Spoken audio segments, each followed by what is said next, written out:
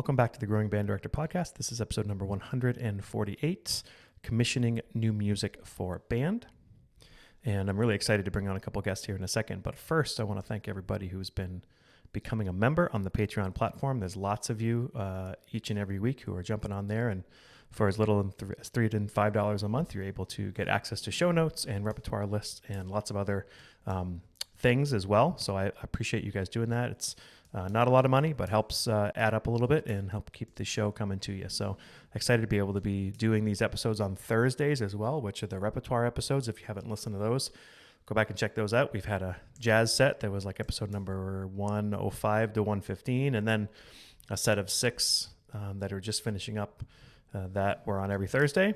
That was all festival repertoire music. So hopefully you've enjoyed some of that stuff. But either way, today we have some friends from Colorado who are going to bring us some great, amazing information. Friend Andre Wilkins and famed composer, a friend of his, Kirk Vogel. You've probably heard that name. If you haven't, you should. And so they just did a clinic at Colorado Music Educators Conference about commissioning new music and a lot of the details about how to do that and all that. So this is a fairly shorter conversation. It's about 25 minutes or so, and I hope you really enjoy it. So thanks again, Andre, for doing this, and thanks, Kirk, for spending all the time and contributing to our profession as much as you have in the past. Everybody, I hope you really enjoy it. Here's Andre Wilkins and Kirk Vogel. Hey everyone, welcome back to the Growing Band Directors Podcast. I'm your guest host today, Andre Wilkins, and with me we have famed composer, proud father, retired music educator, mentor to many band directors across Colorado, and just all-around awesome guy, Kirk Vogel. Kirk, welcome. Hi everyone, glad to be here. If you're wondering, we're in this swanky hotel in Colorado Springs called the Broadmoor. We're here for the Colorado Music Educators State Conference. Yesterday, we presented this information to the Tri-M students and their directors. And really, our goal is just to demystify getting music commissioned. Kirk being the wonderful composer that he is, and I'm a current music director that has commissioned some music. We're going to talk you through the steps to make sure you could bring new voices into the world, get these benefits to your band room, and just be a part of something that's going to stand the test of time. So let's just jump right into it. Kirk, what do you think is the best benefits for commissioning new music for your ensembles? Well, I think the biggest benefit is just working with a composer. Just seeing that name up in the top right-hand corner of a piece of music jump to life. To have conversations with a composer, both band director and composer, and students with the composer, and just to bring that into your classroom, into your band room. It's a really cool experience to work with a composer and talk about the needs of your ensemble and give some direction to have your students be successful with a new piece of music. I know every time you and I get to talk and we talk about commissions, it's always a really fun conversation to talk about the needs of my ensemble and hearing your ideas on how my students could be set up for success.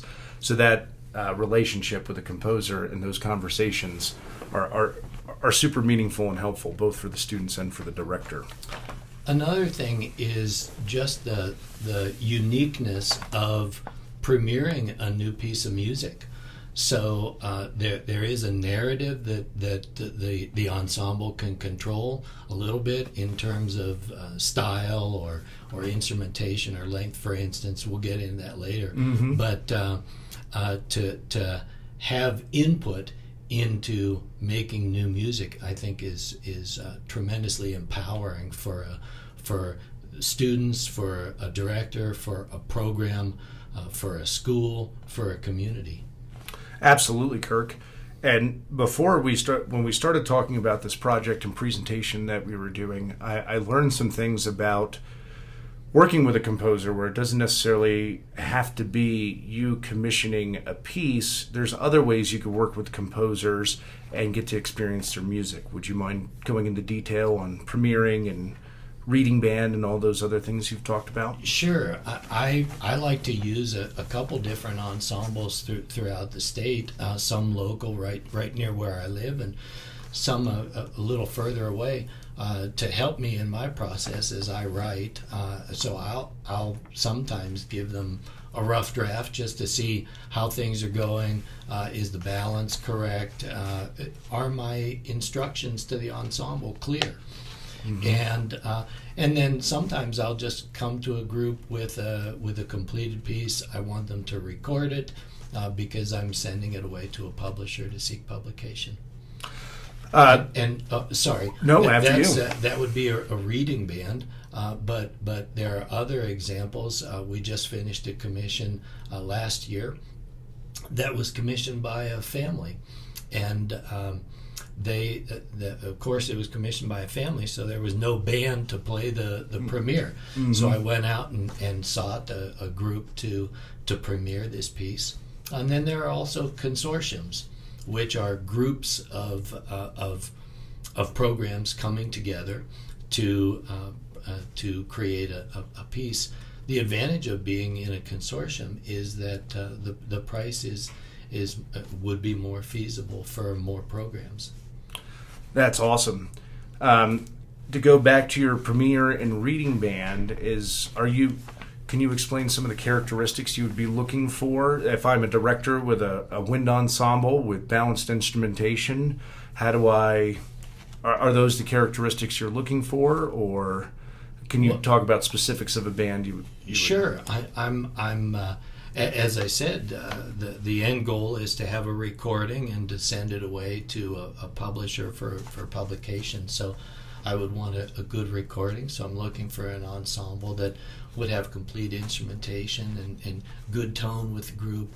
And also for me, I like to seek out programs that I already have a relationship with the director and know that I get along well with them and be able to work with them.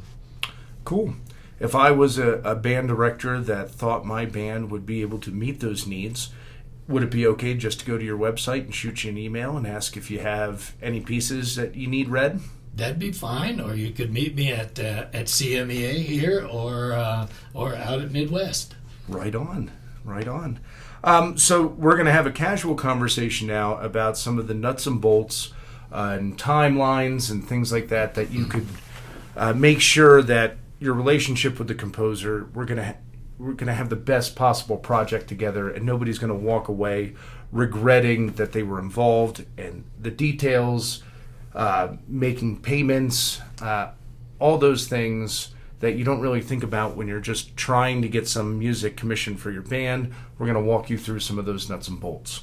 So right off the bat, what's the best way to get a hold of a composer? And we'll use you as an example.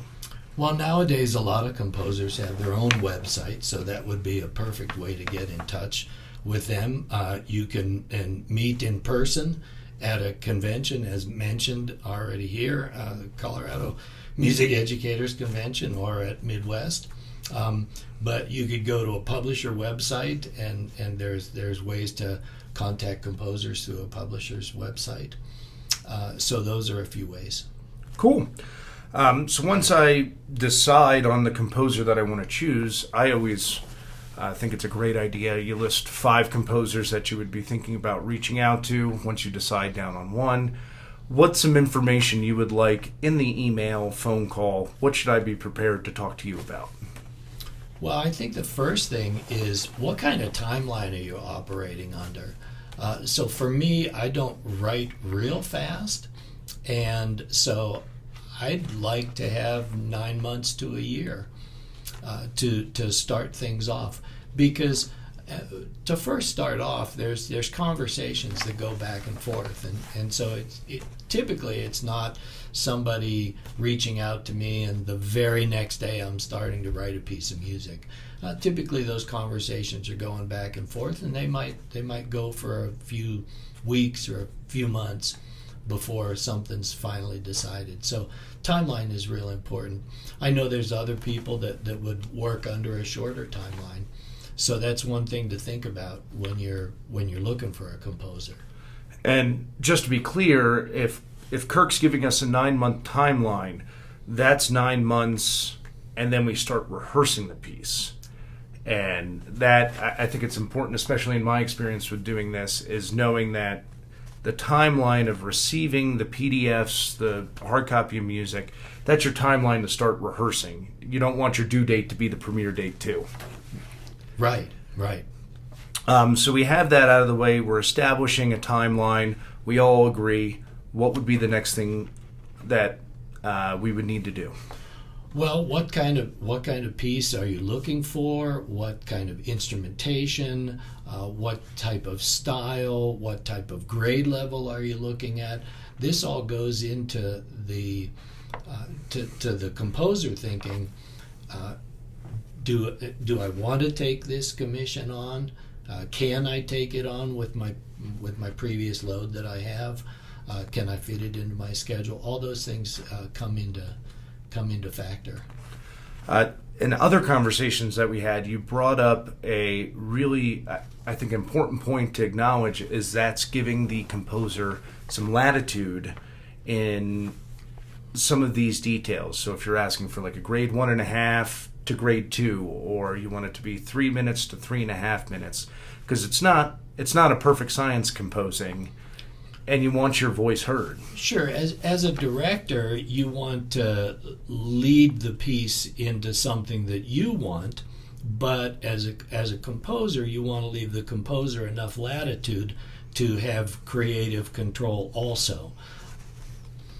There have been some commissions where I've talked to the group, and they've given me ideas. Like they would say something we want to write us a piece that has some 16th notes in it, or write us a piece that has a solo in it, and so to give some type of direction, but not necessarily exactly it has to be this way. I think that's a great point, and I apologize for having to adjust my computer. We'll get back on track here in a second. I really think that the details that you just gave with musicianship, I'd like to see some 16th notes, those sort of details. As a director, I think what I'm thinking about, what I want to teach my kids, I think that's really cool that you allow that space to happen too. And just want to commend you on that. Thanks. Okay, let's talk contracts. The contract obviously is going to be a legal binding document that has some obligations in both parties. And do you have a standard contract? Do we write the contract together? What does that look like to you? I do have a standard contract that has some blanks to fill in. And I think it's important to have that just so everybody knows where everything's going. This is when the piece is going to be delivered. This is when the premiere is going to happen. Who's going to conduct the piece? Is the composer going to have a composer in residence? Is the composer even going to be there? Yeah. There have been commissions where I've just delivered a piece of music and I haven't been able to make it to the premiere. There have been other times when I've been there as a guest artist that I've been there for a few days and been part of the concert. I've conducted the premiere. There are other times when I haven't conducted the premiere. It's up to the ensemble. And the director. What's it all going to look like? Cool. I think once we establish those details, and I think about the next logical thing is, how do we get you paid? How do we financially compensate? You're paying for a service, and for better or worse, money's required to do this. So I'm looking at our notes from our presentation, and we're talking about budget next and payments. Are you looking for a retaining fee initially, or you want it all in one lump sum? What's the best way for Kirk Vogel? I just go with a down payment that makes sure that you're on my calendar, and then once the piece is delivered, that would be payment. The payment would complete after that, or if I'm going to be at the premiere, then the payment would be at that time. It's whenever the services are completed. That's a really good detail to know. Thank you. I'm going to talk as the director a little bit of ways that I have done to fundraise money or get commissions paid for. Your band booster group, to take a step back, anytime you use money, you need to make sure, and this is in my experience, so if it's different for you, that's okay, but you really have to credit where your money is coming from, especially when the commissions that I've worked on where I fundraised money for a band director that I had in college that passed away, and I had to make sure that everybody that donated was acknowledged at the premiere, and that was a really appropriate gesture in the program. So if you're using like your band booster club, make sure that you recognize the band booster parents that help fundraise that. If you're using a school account, make sure you're recognizing your school district, that they're putting their money where their mouth is and supporting you. Local families, local grants. There's an infinite amount of types of funding sources, and I think all of us have done a fundraiser or two and sold enough chocolate bars, but it's pretty cool once you start giving your students ownership of taking over the commission. I'm working on a commission right now with a local composer, and my band leaders are hosting a solo and ensemble festival. So all the concessions, all the fees, they're going towards our commission for our collage concert, for a combined middle school, high school band piece we're having written. And I just need to really make sure those student leaders are recognized for their hard work. Is there anything you'd like to add about fundraising? Because you have infinite knowledge as a retired music educator. I liked what you said about local grants. Yeah. I think that is something that really gets passed up. Absolutely. But there's money available locally. We did a great consortium that I live in Weld County in Colorado, and this is a group that funds projects in Weld County, and their only stipulation, we did a consortium with 5 middle schools, and their only stipulation was that all 5 of those schools needed to be in Weld County. Oh, wow. Yeah. That's pretty cool.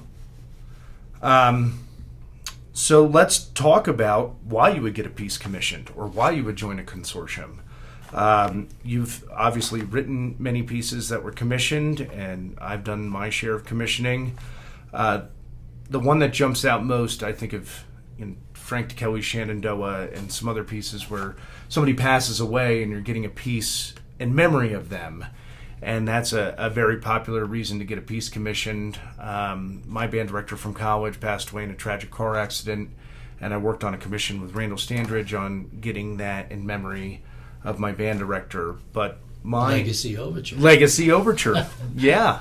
But when I talked to Randall about it, I didn't want it to, I didn't want like a Mozart Requiem. I didn't want it to be sad. I didn't want it to be when we played it, we were mourning.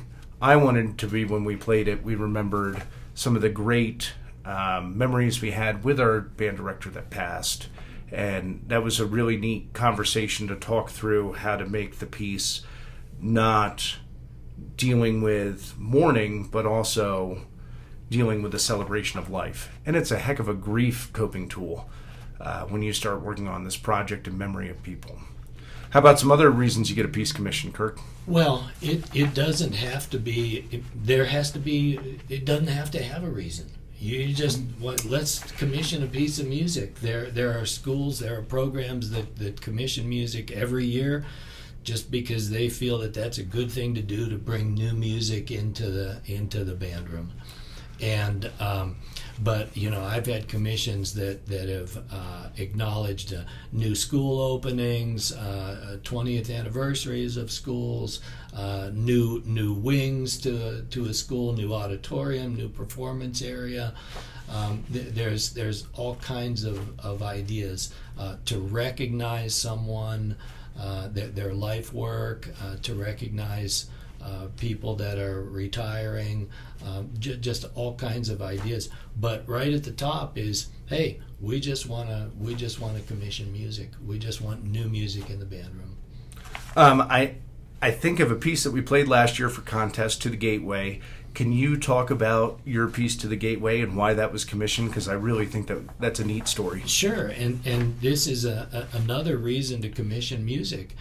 This program, Mountain View High School in Loveland, Colorado, they found a need for a type of music. So they wanted a grade 2 piece of music written in standard classic march style, and they didn't want to take a Carl King or a Sousa march and water it down to a grade 2 level. They just wanted a march to be written at the grade 2 level, because they felt that there wasn't a whole lot of rep that was at that level doing that.